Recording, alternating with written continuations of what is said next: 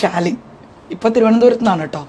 എൻ്റെ ചോറ്റുപാത്രം എന്ന് പറയുന്ന ഒരു കുഞ്ഞ് കോൺസെപ്റ്റ് എനിക്കുണ്ട്. 2010 ഒരുപാട് സ്നേഹം കൊണ്ട്, എൻ്റെ ഭർത്താവിൻ്റെ ഏറ്റവും വലിയ സ്നേഹം കൊണ്ട് ഒരു 8 മാസം കിടക്കയിലായിപ്പോയ ഒരാളാണ് ഞാൻ, ഒരു കുഞ്ഞു ചവിട്ട്. പക്ഷേ അവിടെ നിന്നൊക്കെ ജീവിതത്തെ തിരികെ പിടിച്ചു.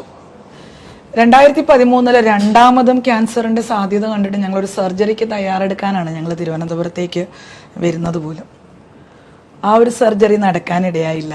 കാരണം അതുമായിട്ട് പൊരുത്തപ്പെട്ടു പോകാൻ എൻ്റെ ഹസ്ബൻഡിനോ അദ്ദേഹത്തിൻ്റെ ഫാമിലിക്കോ പറ്റാത്തത് കൊണ്ട് തന്നെ ഞാനും എൻ്റെ മക്കളും ഇവിടെ തിരുവനന്തപുരത്ത് ഉപേക്ഷിക്കപ്പെട്ട നിലയിലായിപ്പോയി. 10ാം ക്ലാസ്സിൽ പഠിക്കുന്ന മകളും 11 വയസ്സുള്ള 6ാം ക്ലാസ്സിൽ പഠിക്കുന്ന മകനുമായിട്ട് തിരുവനന്തപുരത്ത് ഒറ്റയ്ക്ക് ജീവിതം തുടങ്ങിയ ആളാണ് ഞാൻ. അപ്പോൾ എന്ത് ചെയ്യും എനിക്കറിയത്തില്ല. അദ്ദേഹം കൈവിട്ടപ്പോൾ എൻ്റെ മകൾ എന്നോട് ചോദിച്ചത്, നീ എന്നെ എങ്ങനെയെങ്കിലും +2 പഠിപ്പിക്കൂ, ഞാൻ റിസപ്ഷൻ ജോലി നോക്കി നീ ആ കടമൊക്കെ വീട്ടാം.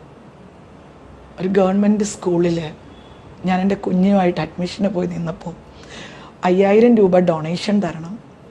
5000 പോയിട്ട് 500 രൂപ പോലും എൻ്റെ കുഞ്ഞിന് ഡൊണേഷൻ കൊടുക്കാനില്ലാതിരുന്നിടത്ത് അവിടുത്തെ PTA പ്രസിഡന്റ് മിൻചേച്ചിയോട് കരഞ്ഞു പറഞ്ഞ് എൻ്റെ കുഞ്ഞിനെ അവിടെ അഡ്മിഷൻ എടുത്തു.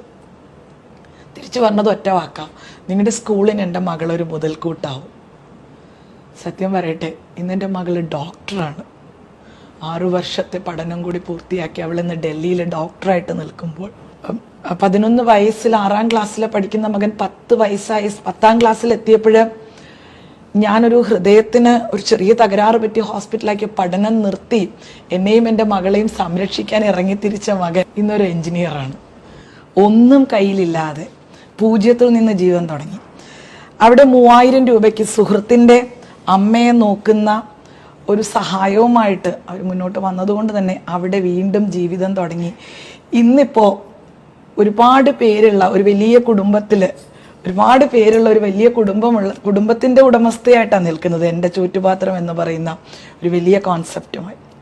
കേൾക്കുമ്പോൾ അതൊരു ചെറുതായിട്ട് തോന്നുമെങ്കിലും ഞങ്ങൾ 3 പേർ മാത്രം ഉണ്ടായിരുന്ന ലോകത്തിൽ ഞങ്ങൾക്കത് ഇന്ന് ഒരുപാട് പേരുള്ള ഒരു വലിയ കുടുംബമാണ് ഇന്ന് ഞങ്ങളുടേത്. 2019 1 വർഷത്തോളം പാലിയേറ്റീവ് കെയറിൽ അഭയം പ്രാപിക്കേണ്ടി വന്നു. അവിടെ നിന്ന് 2020 തിരിച്ചു വന്നത് ഒരു മനസ്സിലൊരു വലിയ ലക്ഷ്യത്തോടു കൂടിയായിരുന്നു, എന്തെങ്കിലും ചെയ്യണം. അങ്ങനെ ഗവൺമെൻറ്റിൻ്റെ സപ്പോർട്ടോടു കൂടി ഗവൺമെൻറ്റിലൊരു ലോണ് കൊടുത്തിട്ട് ലോണിന് അപ്ലൈ ചെയ്ത് 18 ലക്ഷം രൂപ ലോൺ എടുത്ത് ഒരു വലിയ എന്താ പറയുക സ്വപ്നം ചെയ്യുന്നത് പോലെ തന്നെ ഐഫ്രൂട്ട് എന്ന് പറഞ്ഞ് കേരളത്തിലെ ആദ്യത്തെ ലൈവ് ഐസ്ക്രീം ഷോപ്പ് തുടങ്ങുന്നതിൻ്റെ അന്ന് ലോക്ക്ഡൗൺ പ്രഖ്യാപിച്ചു. 10 മാസം അടച്ചിട്ടു.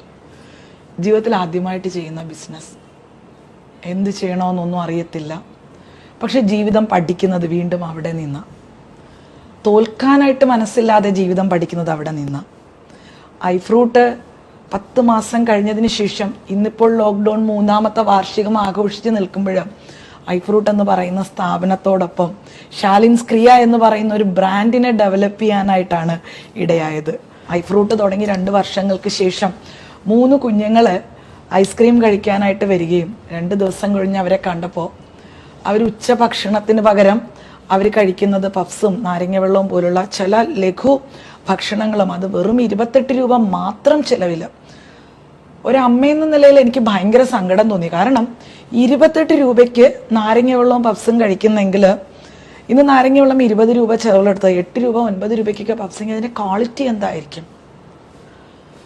അത് എത്ര രൂപയ്ക്കായിരിക്കും വിൽക്കുന്നത്? അന്ന് രാത്രി ഉറങ്ങാനേ പറ്റിയില്ല. ആ ഉറക്കം കെടുത്തി ആ ദിവസത്തിൽ നിന്നാണ് 3 കുഞ്ഞുങ്ങൾക്ക് വേണ്ടിയിട്ട്, ആ 3 കുഞ്ഞുങ്ങളെയാണ് കണ്ടത്. അവരോട് പറഞ്ഞു, നിങ്ങൾക്ക് ഞാൻ ഭക്ഷണം ഉണ്ടാക്കി തരാം, ഒരു 5 രൂപ കൂടി നിങ്ങൾക്ക് കരുതാൻ പറ്റും. 35 രൂപയ്ക്ക് അവർ തയ്യാറായി. സ്റ്റീൽ പാത്രം വാങ്ങിച്ചു. അതിൽ എന്തെഴുതണമെന്ന് തോന്നിയപ്പോൾ മനസ്സിൽ തോന്നിയ ഒരു കുറിച്ചിട്ട പേരാണ് എൻ്റെ ചോറ്റുപാത്രം. ഇത് വാങ്ങിക്കുന്നവന് അത് അവൻ്റേതാണെന്ന് തോന്നണം. അവൻ്റേതാണെന്ന് തോന്നുമ്പോൾ മാത്രമേ അവൻ ഇതിനെ സൂക്ഷ്മതയോടുകൂടി കൊണ്ടുപോകത്തുള്ളൂ. ഇന്നിപ്പോൾ 1.5 വർഷം കഴിഞ്ഞു. വളരെ സന്തോഷം. 3-ൽ തുടങ്ങിയ ചോറ്റുപാത്രം ഇന്ന് തിരുവനന്തപുരത്ത് 166 സ്റ്റീൽ ചോറ്റുപാത്രങ്ങളിലാണ് ഞാൻ എത്തി നിൽക്കുന്നത്. എന്നെ ഇന്ന് ചിരിക്കാൻ പ്രേരിപ്പിക്കുന്നതും എൻ്റെ ചിരി ശക്തമാക്കുന്നതും ഈ ചോറ്റുപാത്രം കുടുംബമാണ്. ഒരുപാട് പേര്, മക്കളോളം സ്നേഹം നൽകുന്ന മക്കളെ കിട്ടി, സഹോദര തുല്യരായിട്ടുള്ള സഹോദരങ്ങളെ കിട്ടി. ഏറ്റവും വലിയ സന്തോഷം എന്താ അറിയോ, 2 വയസ്സുള്ള ഡോറാമോൾ മുതൽ 83 വയസ്സ് വരെയുള്ളവർ എൻ്റെ ചോറ്റുപാത്രത്തിന് എന്നും കാത്തിരിക്കുന്നവർ. ഇന്ന് ഈ പറയുന്ന 160 പേർക്കും ചോറ്റുപാത്രം ഒരുക്കുമ്പോൾ എൻ്റെ കൈകൾക്ക് തളർച്ച വരാറില്ല. കാരണം എന്നെ കാക്കുന്നത്, എനിക്ക് വേണ്ടി പ്രാർത്ഥിക്കുന്നത്, ഈ ചോറ്റുപാത്രം ഒരുക്കാൻ എന്നെ ശക്തരാക്കുന്നത് അവരൊക്കെയാണ്. ഞാൻ ആഗ്രഹിക്കുന്നത് എന്താണെന്നറിയോ, ഓരോ വീട്ടിലും ഓരോ സ്ത്രീയും ഓരോ ചോറ്റുപാത്രം തുടങ്ങണമെന്നുള്ളത്. ഓരോ ചോറ്റുപാത്രത്തിൻ്റെ പിന്നിലുള്ള കഥകൾ ആലോചിക്കുമ്പോഴും ഞാൻ ചിന്തിക്കുന്നത് അതാ, എന്നെ കാത്തിരിക്കുന്നവരുടെ മുമ്പിൽ, ആ പുഞ്ചിരിക്കുന്നവരുടെ മുൻപിൽ, അവരുടെ പ്രാർത്ഥനകളുടെ മുൻപിൽ എൻ്റെ പ്രതിസന്ധികൾ, എൻ്റെ പ്രശ്നങ്ങൾ എല്ലാം ഇല്ലാതെയായിത്തീരും. അങ്ങനെ ഞാനും എന്നും ചിരിക്കാനായിട്ടും മറ്റുള്ളവരുടെ ചിരികൾക്ക് കാതോർക്കുവാനും കഴിയുന്നതായിട്ട് മാറും. ഇതൊക്കെ തന്നെയാട്ടോ ഞാൻ.